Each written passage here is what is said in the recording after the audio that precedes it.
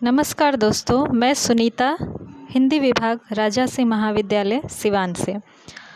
आज मैं आपके समक्ष हिंदी के प्रसिद्ध साहित्यकार डॉक्टर जयप्रकाश कर्दम जी की एक कविता जो मुझे बहुत ही प्रिय है, उस कविता का पाठ करने जा रही हूँ, जिसका शीर्षक है आज का रैदास।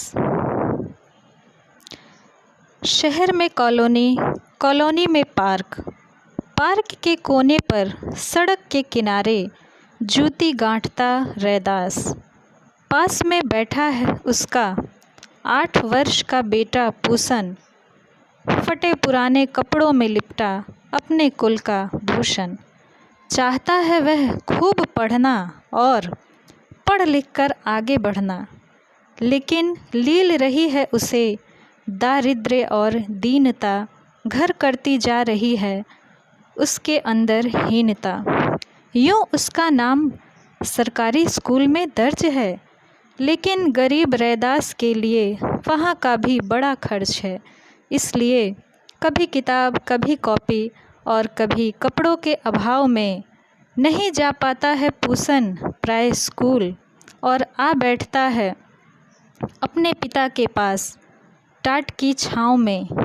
वहीं पर आकर रुकती है कई पब्लिक स्कूलों की बसें, और उनमें से उतरते हैं रंग बिरंगी पोशाकों में सजे धजे, कंधों पर बैग और हाथों में वाटर बोतल लटकाए कॉलोनी के संभ्रांत लोगों के बच्चे।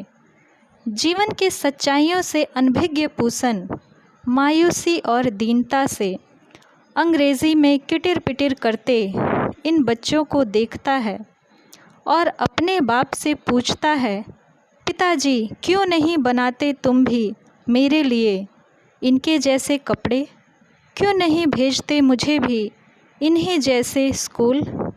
सुनकर चुप रह जाता है रैदास, लेकिन हिल जाती है उसके मस्तिष्क की चूल। छलनी कर देते हैं कलेजे को लाचारी और बेबसी के शूल।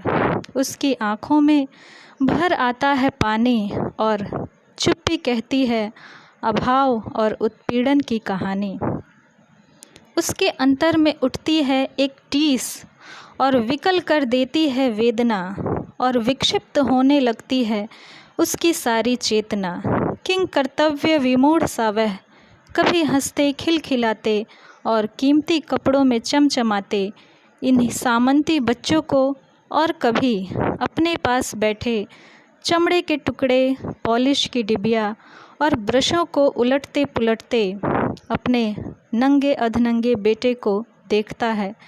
विवशता से व्याकुल हो अपने मन को मसोसता है, अपनी भूख और बेबसी को कोसता है, और ईर्ष्या, ग्लानि और क्षोभ से भरकर व्यवस्था के जूते में आक्रोश की कील ठोक देता है।